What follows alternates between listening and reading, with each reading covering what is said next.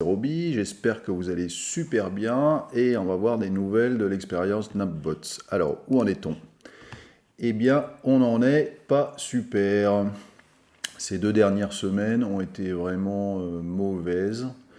Euh, si vous vous souvenez, donc il y a 15 jours, la balance était à 4000 $ avec une margin balance, donc avec les profits potentiels à 4500 ou 4600 $.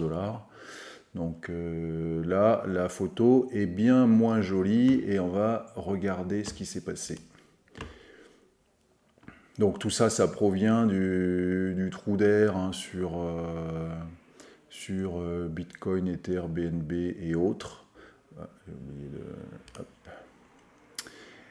Et voilà, donc la semaine dernière, la vidéo, je crois que je l'ai fait le 5 septembre ou 6 septembre.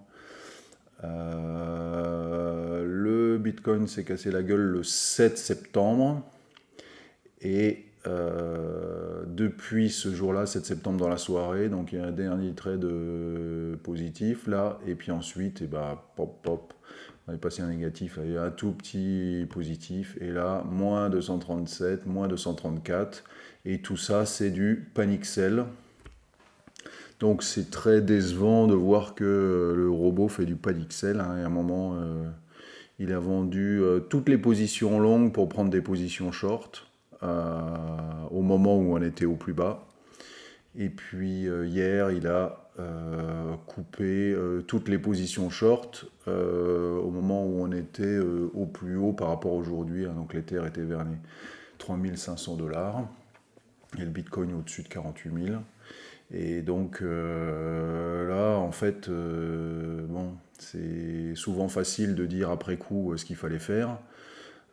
Donc je ne vais pas dire ça, mais je constate que le robot a fait le contraire de ce qu'il fallait faire. Et résultat, moins 250 $. Donc c'est vraiment décevant. Donc des robots qui font des panic sell, moi c'était quand même pour éviter la partie émotionnelle et justement le potentiel de faire des panic sell que je m'appuyais sur les robots. Et bon, si ça ne permet pas d'éviter ça, ben, c'est vraiment dommage. Donc je suis assez déçu de ces 15 derniers jours. Là, ok, il y a eu un trou d'air, mais c'était pas une raison pour faire des conneries. Un autre élément, hein, c'est que les trades en cours, zéro. Donc il n'y a rien du tout de trade en cours. Hein. On voit le profit ou perte latente ben, sont à zéro. Il n'y a aucun trade. Donc cette nuit-là, il a tout coupé en disant je sais pas quoi faire, donc je vends tout. Bon, est-ce qu'il y a eu une intervention manuelle de Napbots pour mettre les compteurs à zéro parce que ça partait en sucette? Je ne sais pas. Toujours est-il que c'est assez décevant. Si je vais voir dans ma feuille de suivi, donc on voit que là, donc ce matin, on est redescendu avec un profit total de 210 $. Donc c'est quand même pas très bon. Alors qu'il y a 15 jours, hein, on était à un profit de 1243 $. Donc c'est assez décevant. On voit que le Bitcoin hold, hein, donc c'est cette courbe rouge.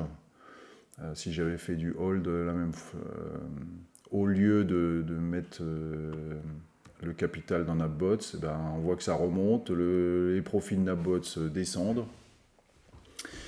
Et donc là, c'est vraiment pas super. J'ai rajouté dans le coût les frais de Napbots. Hein, il y a eu 3 mois à 39 €, donc ça fait à peu près 47 $.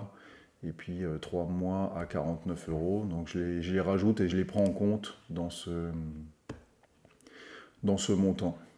Donc tout ce temps-là pour au final faire 200 $ de profit, là, c'est vraiment moyen. Là, ces 2 dernières semaines, là, c'est très décevant. Donc voilà pour l'histoire Nopbots. Je vous souhaite néanmoins un excellent week-end et je vous dis à bientôt pour de nouvelles aventures. Bye bye.